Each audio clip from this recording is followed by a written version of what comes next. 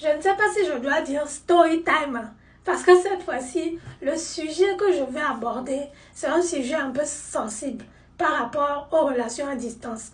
Quand tu es en Afrique et quand tu viens sur le territoire américain. Donc, prenez-moi comme votre petite sœur, ne soyez pas choqués, mais c'est la réalité. On ne peut pas aussi parler des bonnes choses, des attentes et tout ça là, sans parler aussi de la réalité. Donc, story time. Ah, c'est story time. Déjà, merci pour tous celles qui like, ceux aussi, parce qu'il y a des hommes qui like. Merci à vous. Je ne savais pas qu'il y aurait autant de personnes qui aimeraient mes vidéos, mais merci. Déjà, pour nous qui avons connu nos maris sur les réseaux sociaux, je l'assume. L'amour vient de partout. L'amour, là, peut venir de partout. L'attirance, là, peut venir de partout.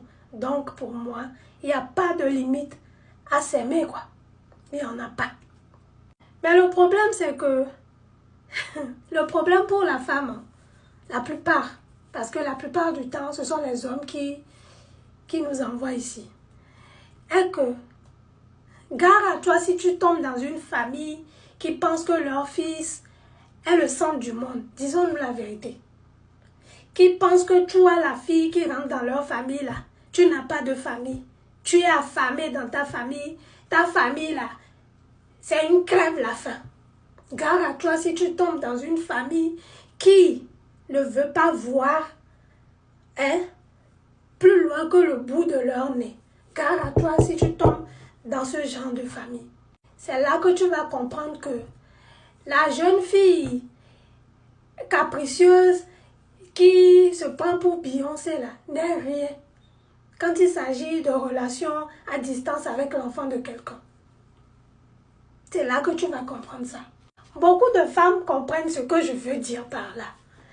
Il y a beaucoup qui sont tombés dans des familles où la famille était tellement réticente.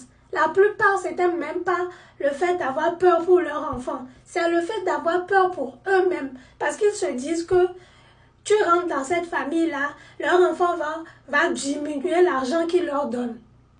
Je ne mens pas, c'est une vérité. La plupart des parents, là, frères et sœurs et tout ça, là, ils se mettent en compétition avec vous parce qu'ils se disent que toi qui es venu là, tu vas soit conseiller leur enfant à ne plus leur donner de l'argent, à ne plus être autant attentionné envers eux. C'est surtout le côté financier là qui les remue un peu. Sinon, à part ça, si leur enfant était là et qu'ils n'avaient rien, ils ne seront pas autant